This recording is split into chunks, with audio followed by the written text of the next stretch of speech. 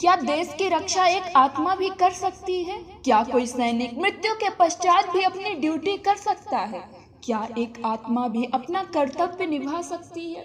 दोस्तों, आप सब लोगों को ये सवाल अजीब लग रहे होंगे। विश्वास नहीं हो रहा होगा कि आखिर ये कैसे मुमकिन हो सकता है।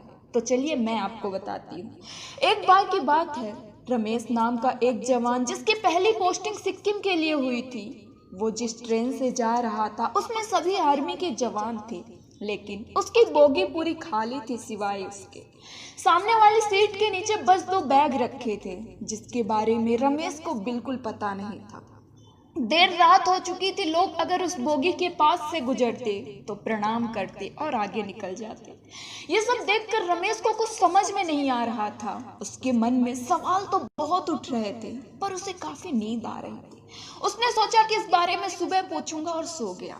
देर रात जब उसकी नींद खुली तो उसने देखा कि सामने वाली सीट में आर्मी की ड्रेस पहने हुए एक शख्स बैठा हुआ है, जो उसे देखकर मुस्कुरा रहा। रमेश भी थोड़ा सा मुस्कुराया और पूछा कि इस सीट पर लोग प्रणाम क्यों कर रहे हैं? आप कौन हैं? तो वह शख्स कोई जवाब नहीं दिया और पहले की भांति मुस्कुरा रहा था। ये सब देखकर रमेश थोड़ा कंफ्यूजन में था, लेकिन नींद आ रही थी इसलिए फिर सो गया। थोड़ी देर बाद अचानक जब उसकी नींद खुली तो उसने देखा कि सामने वाली सीट में कोई है ही नहीं।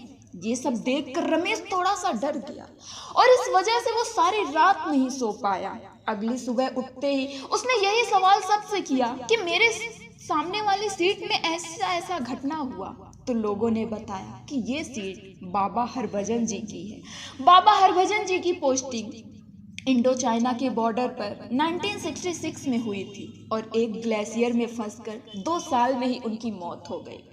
जब लोगों ने उनकी मृत शरीर नहीं मिली तो वो अपने दोस्तों के सपने में आकर उस जगह के बारे में बताए जहां पर उनका शरीर था।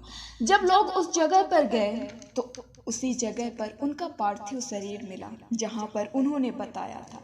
बाद में उनका अंतिम संस्कार पूरे राजकीय सम्मान से किया गया। बाबा हरभजन मृत्यु के बाद आज भी अपनी ड्यूटी देते आ रहे हैं। पिछले 40 साल से इंडो चाइना के बॉर्डर पर भारत की रक्षा करते आ रहे हैं। अगर कोई दुश्मन देश में कोई गलत प्लानिंग होती है तो इस बात की खबर इंडिया को सबसे पहले दे देते हैं वो।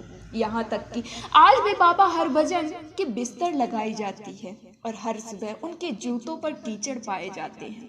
हर साल 2 महीने गांव जाने के लिए उन्हें छुट्टी भी मिलती है और उनके 2 साथी उनके सामान को उनके पैतृक घर में छोड़ कर आते हैं और इस वजह से लोगों ने उन्हें बाबा की उपाधि दे दी और उनके नाम का एक मंदिर भी बनवाया।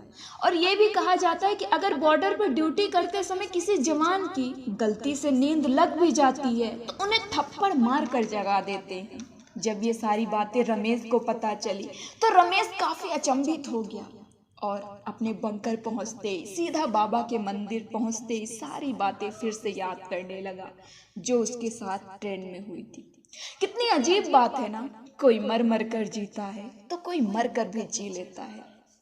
दोस्तों, एक जवान कहलाना आसान नहीं है, इसलिए दोस्तों एक फौजी का हमेशा सम्मान करना सीखो, क्योंकि वो सिर्फ हमारे लिए अपना घर, परिवार, माता पिता, बच्चे सब कुछ छोड़कर बॉर्डर पर जाते हैं और देश की सेवा करते हैं। ठंडी, बरसात, गर्मी, हर मौसम में बॉर्डर पर डटे रहते हैं। दोस्तों, यकीन मानो हम 2 वक्त की नींद ले सके इसलिए वो अपने पूरे जीवन का चैन, सुख सब कुछ हमारे लिए कुर्बान कर देते हैं। इसलिए दोस्तों मेरी बात मानो, अगर कभी भी कहीं भी आपको कोई जवान मिले तो उनका सम्मान करना सीखो, उन्हें इज्जत भाव से देखो, क्योंकि अगर वो एक पल के लिए भी सो गए तो यकीन मानो हम जिंदगी भर के लिए सो जाएंगे। दोस्तों, एक जवान कहलाना इतना आसान नहीं होता। जवान होना जैसे पत्थर में जान होना।